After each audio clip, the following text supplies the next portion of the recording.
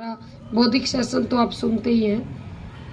तो वो लड़की बोली आंटी मैं तो योग शिक्षक बनूंगी। अरे बेटा वहाँ भी तो छोटी है। कहने लगी नहीं मैं तो बनूंगी। तो उसके पापा टीचर हैं, वो बोले मैडम बना दो इसको। और कमाल हो गए।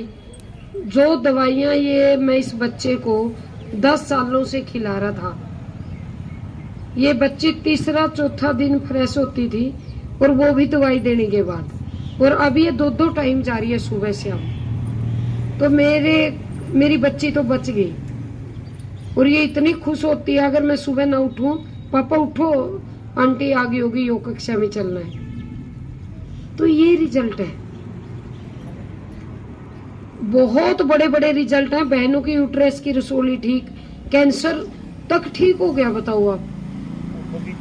तो हमारे कहते हैं कि आप पति पत्नी को कुछ मिलता होगा इसीलिए भागे फिरते हो।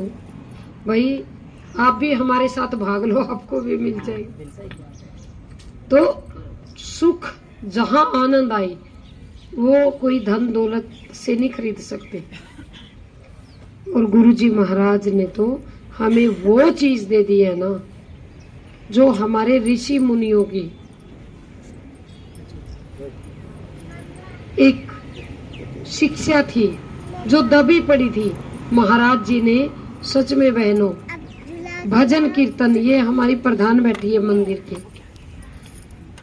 हम सभी सनातनी यहाँ पे बैठे हैं। भजन कीर्तन भी तब होगा जब हमारा स्वास्थ्य अच्छा हो।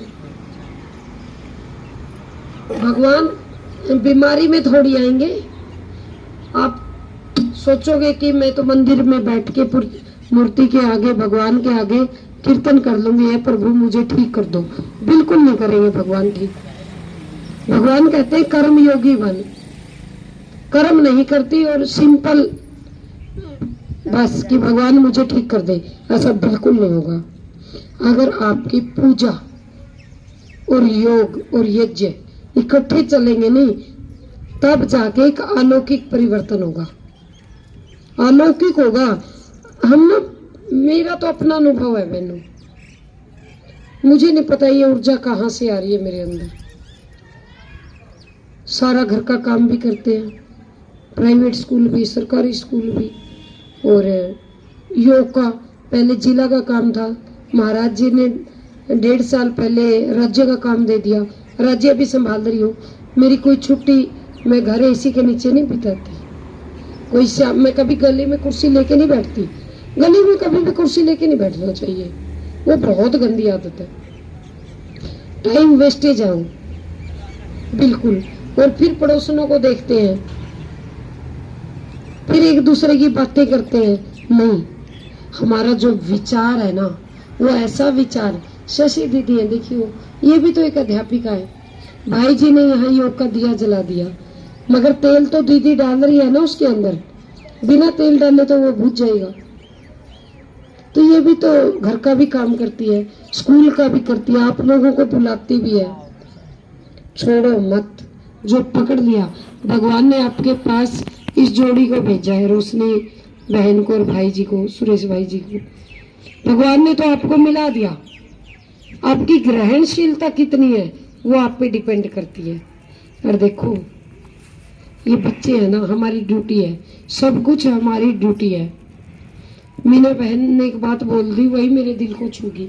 अपने लिए तो जी लो, अपने लिए कब जीती हो?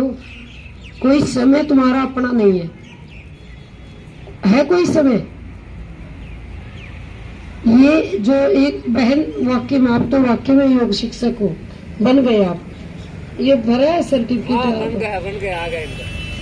ये बोल रही है कि इसको सारी बातों का पता है कि घर में बैठे हैं, दूध निकल जाएगा, दूध वाला आ जाएगा, कोई गेस्ट आ गया भाई मेरा 5 बजे योग का समय है और मेरे को तो जाना है, ले चाय पी ले और जा। मैं तो अपने रिश्तेदारों को कह देती हूँ भाई वो समय है मेरा, ये रोटी डब्बे में रखी, नहीं उठ ले जल्दी, नहीं ठंडी खानी पड़ेगी। जैसे हम बोलेंगे ऐसा हो जाएगा।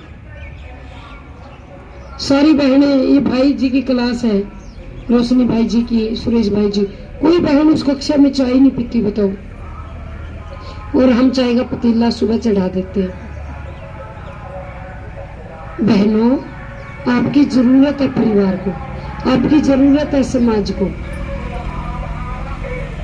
आप ही वो कर सकती हैं।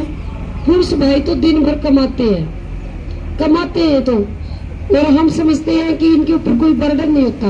ड्यूटी पे इतना बर्डन होता है, इतना प्रेशर होता है, हद से ज्यादा प्रेशर होता है ड्यूटी के ऊपर। अगर उसको हंसती हुई पत्नी आगे ना मिले, वो हंसती हुई दरवाजा आगे ना खोले, तो उसका सोच लो क्या हाल होगा। तो वो योग ही है जो